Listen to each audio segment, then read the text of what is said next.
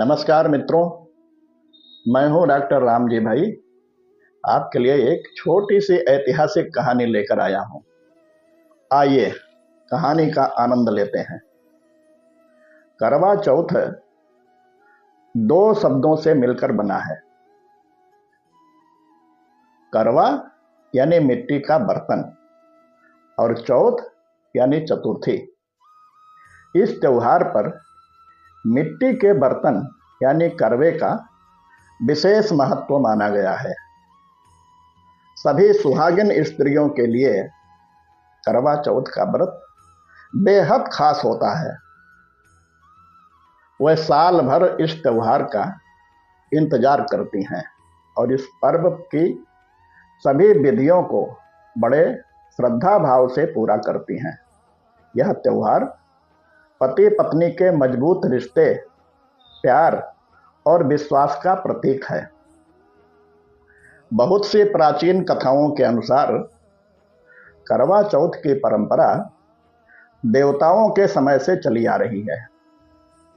माना जाता है कि एक बार देवताओं और दानवों में युद्ध शुरू हो गया और उस युद्ध में देवताओं की हार हो रही थी। ऐसे में सभी देवताओं को कोई उपाय समझ में नहीं आया, तो सभी देवता इकट्ठे होकर ब्रह्मदेव के पास गए और उनसे अपने रक्षा की प्रार्थना की। ब्रह्मदेव ने कहा, इस संकट से बचने के लिए एक ही उपाय है कि आप लोग अपनी पत्नियों की सहायता लीजिए। बिना उनकी सहायता के इस युद्ध में विजय प्राप्त करना संभव नहीं है।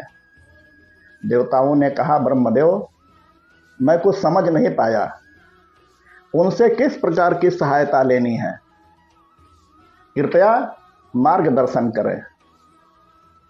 आप लोगों की पत्नियां आपके युद्ध में विजयी होने के लिए निर्जला व्रत यानी उपवास करें और सच्चे दिल से आपके विजयी होने की प्रार्थना करेंगी, तो युद्ध में आप सबकी जीत अवश्य होगी। बिना पत्नियों के सहयोग के आप सबकी युद्ध में जीत संभव नहीं दिख रहा है। ब्रह्मदेव के इस सुझाव को सभी ने स्वीकार कर लिया। ब्रह्मदेव के कहे अनुसार अगले दिन कार्तिक मास की चतुर्थी का दिन था।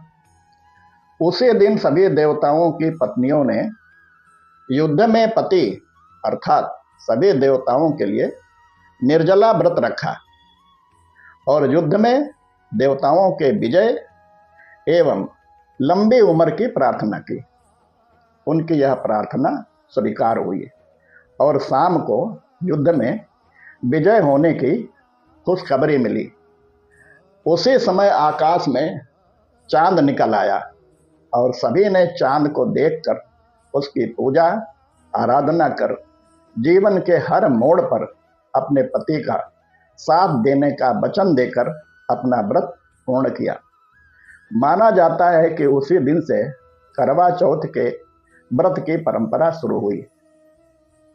पुराणों में और भी एक कथा के अनुसार जब मृत्यु के देवता यमराज सावित्री के पति को अपने साथ ले जाने के लिए आए, तो सावित्री ने उन्हें अंदर आने से रोक दिया और अपनी दृढ़ प्रतिज्ञा से अपने पति को वापस पा लिया।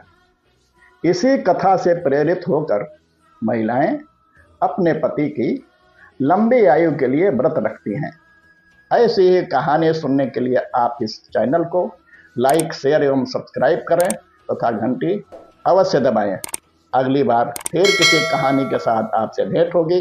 तब तक के लिए सभी को नमस्कार।